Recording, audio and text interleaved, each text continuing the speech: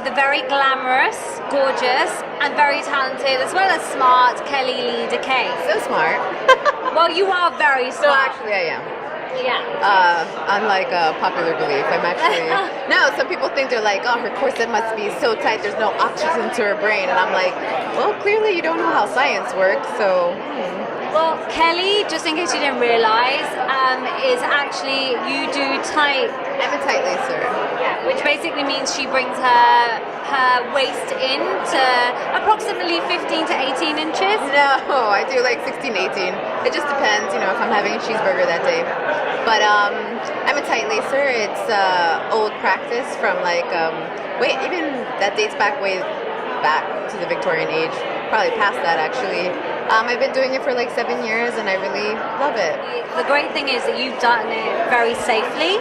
Yes. And yeah, I mean, there's a lot of people that don't believe that, but do you want to maybe go over the safety aspects about tight lacing?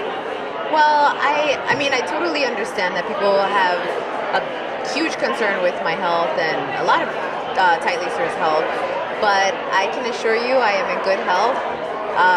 When I started, I was healthy, and then today I'm healthy. There's actually really great videos that have accurate information, because unfortunately a lot of the internet articles that are on me or any other tight lacer are super sensationalized and completely over-exaggerated and chock full of inaccurate information. So I always recommend to go to Lucy Corsetry.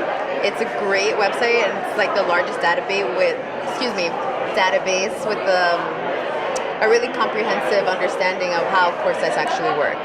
But now a lot of this backlash has happened via social media. Yes, it has. So obviously social media is huge. We're at Social Media Week right now. There's always going to be that. There's good parts of social media, because I'm sure you touched a lot of people's lives with all the messages that you send about really being positive, because you're not just about your waist. I'm not. I mean, it's funny because when I first started tight lacing and becoming a fetish model, I didn't want my waist to be the topic of discussion. I wanted to basically empower anybody who was different. That was really my thing, because I know I look strange and I know I'm a weirdo, but I'm happy being a weirdo. And what's important to me is just always just being proud of who you are and embracing those differences. But at the same time, I understand, like, I know the main concern is my health. I completely understand. And like I said, there is information on my website, via my website, via all my social media, that discusses the actual effects of corsetry, which is not as invasive as people think it is. But also, yeah, I have been the butt of a lot of cyberbullying. And it's so funny because I remember my mom coming up to me and I was really upset one day, and she was just like, you remember when kids used to bully you when you were a little kid, and it was hard on you, and she's like, it was just preparing you for this, so just think that it's preparing you for something bigger. And I'm like, you're right, Mom. I know people call me gross and too much or whatever, and that's completely okay, because words are a reflection on how you feel about yourself, but it doesn't define who I am. And I'm here to empower who's different. And even if you want to be what society thinks is normal, then that's totally cool too. It's all about just being who you are. And I posted something about being a cyberbully. I'm just like, because I'm always getting asked, what's the message that you have to cyberbullies? I'm like, don't waste your time on me or anybody that you don't like. People who are happy don't actively seek people that they dislike to leave negative comments. Like, do something that makes you happy, whether it's like a hobby or spending with loved ones instead of being angry at a screen. Life is so much better than that. Do you think social media has contributed to a lot of a lot of bullying that goes on now, other than just at schools? Oh, totally. And I think that's something that I'm trying to figure out how to present to the people who have been following me in my journey. It's, so what? It's celebrating differences goes beyond hair color, physical aesthetics. It's really gender, race, sexual orientation, all of that. people get ridiculed over that every single day, and it's like 2015. I can't even believe that's even a thing.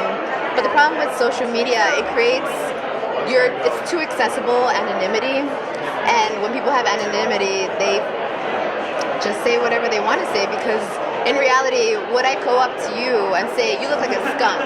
No, because I would scream and shout at you, and maybe there may be a lawsuit. Like, like no one would go up to someone and be like, you're fat, you're ugly. No one would do that. It's the anonymity of the internet, and I'm hoping that there are going to be some sort of laws imposed, because, okay, make fun of me, that's totally fine, but what about like the kids that get bullied all the time? There's a great side to social media, which is where people like you can actually talk about this kind of stuff. Oh no, I think social media has its pros and cons, absolutely. Pros in the fact that when I was growing up and I idolized certain fetish models that I absolutely love and I still love, through social media I've been connected with them, and I think I freaked out when Amanda Lepore like messaged me, and when Mr. B Max messaged me, I'm like, oh my god, that would have never happened without social media. Or when Fetish Evolution in Germany contacted me and they were just like, we want you to be, in our show, and I'm like, that would have never happened without social media. So there's totally so many pros when it comes to it. Helps connect people from worldwide. Absolutely. I mean, I feel so grateful and thankful that sometimes I'll get messages from like Australia and again Germany. Germany really loves me. They really do. I think it's all the latex. But you connect people, and also I always say, do what you love, because you never know who you're inspiring.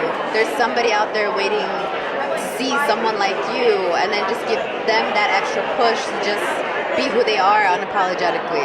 Now, in regards to fashion, you're still designing latex outfits. Yeah, I'm actually working with Vengeance Designs right now. Amazing. Yeah, I've decided that I'm gonna come out with my own collection, and I think and also my models are gonna be different genders, heights, size, all that good stuff, because I don't want a uniform look, and I want everyone to feel welcome to wear latex. But that's great, because that's going to be a positive impact that you put out there on social media.